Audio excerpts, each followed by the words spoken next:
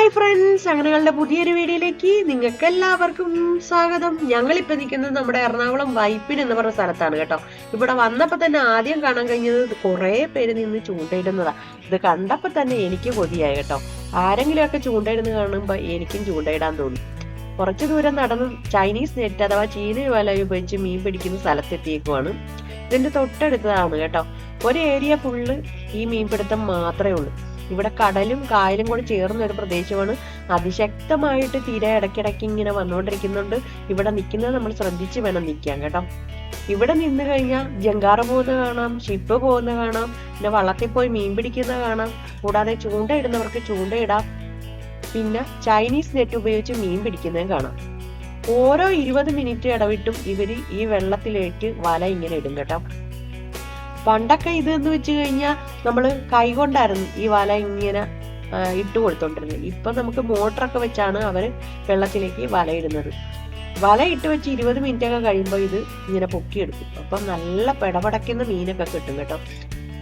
കൂടുതലും തിരുതാന്ന് പറഞ്ഞ മീനാണ് കിട്ടുന്നത്. നല്ല വിലയുള്ള നല്ല ടേസ്റ്റുള്ള മത്സ്യമാണ്. അങ്ങനെ ഇവിടെ ഫുള്ള് നമുക്ക് കാണാൻ കഴിയുന്നത് ഈ ചൈനീസ് നെറ്റ് അഥവാ ചീന വല ഉപയോഗിച്ച് മീൻ പിടിക്കുന്ന ഇതാണ് കേട്ടോ. ഈ ഏരിയ ഫുള്ള് അതാണ്.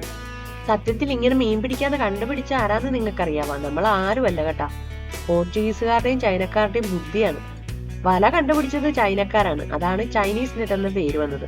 ബാക്കിയെല്ലാം കണ്ടുപിടിച്ചത് പോർച്ചുഗീസുകാരാണ്. എന്തായാലും രണ്ടുപേരുടെ ബുദ്ധി കൊണ്ടും ഇത്ര വർഷം കഴിഞ്ഞിട്ട് നമുക്ക് ഈ രീതിയിൽ മീൻ പിടിച്ച് കഴിക്കാൻ പറ്റുന്നുണ്ട്.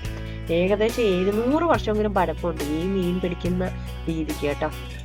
കാലക്രമേണ ആദ്യം നമ്മൾ കൈവച്ചായിരുന്നു വലയിട്ടുണ്ടിരുന്ന, ഇപ്പം മോട്ടറായി. പിന്നെ ഇതിന്റെ വലയ്ക്ക് പഴക്കം വരും. അതുകൂടാതെ കുറെ തടികൾ ഉപയോഗിച്ചാണ് ഇത് ചെയ്തു വെച്ചേക്കുന്നത്. അതും പഴക്കം വരും. അപ്പൊ ഇടയ്ക്കിടയ്ക്ക് അവരിങ്ങനെ മാറ്റി മാറ്റി കൊടുത്തോണ്ടിരിക്കും. അതിന് വലിയ പാരിച്ച ചെലവാണ് കേട്ടോ. ലക്ഷങ്ങൾ വേണം. എന്തായാലും ബുദ്ധി കൊള്ളാം. ഭാഗ്യമുള്ളവർക്ക് മീൻ കിട്ടും. ചില ദിവസം മീൻ കിട്ടത്തും ഇല്ല. എന്തായാലും കിട്ടുവാണെങ്കിൽ നല്ല അടിപൊളി മീനൊക്കെയാണ് കിട്ടുന്നത് കേട്ടോ. ഞായറാഴ്ച കണ്ട് ഇവിടെ മൊത്തം അവധിയാണ്. അല്ലെങ്കിൽ നമുക്ക് മീൻ പിടിക്കുന്നതും കൂടെ കാണാൻ പറ്റുമായിരുന്നു. കുറച്ചു ദിവസങ്ങൾക്ക് മുമ്പ് ഞങ്ങൾ വന്നപ്പം ചില സ്ഥലമൊക്കെ തുറന്നിരിപ്പുണ്ടായിരുന്നു കേട്ടോ. പക്ഷെ ഇപ്പൊ എന്താണ്, എല്ലാം അടച്ചിട്ടേക്കുവാണ്. എന്തായാലും അങ്ങോട്ട് ഇറങ്ങി ഇങ്ങനെ പോയിക്കൊണ്ടിരിക്കുവാണ് കശ്മീർ. ഞാൻ അതിന്റെ പുറകെ ഉണ്ട്. നല്ല തിരയുണ്ട് കേട്ടോ.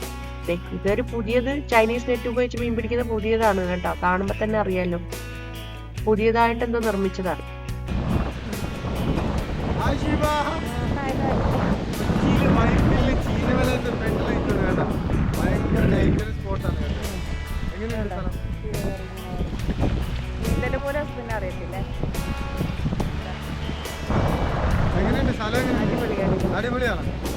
അങ്ങനെ ഞങ്ങൾ കുറേ നേരം ഇവിടെ നിന്ന് കേട്ടോ. ഇവിടെ നിന്ന് കഴിഞ്ഞാൽ നമുക്ക് പോകാൻ തോന്നത്തില്ല.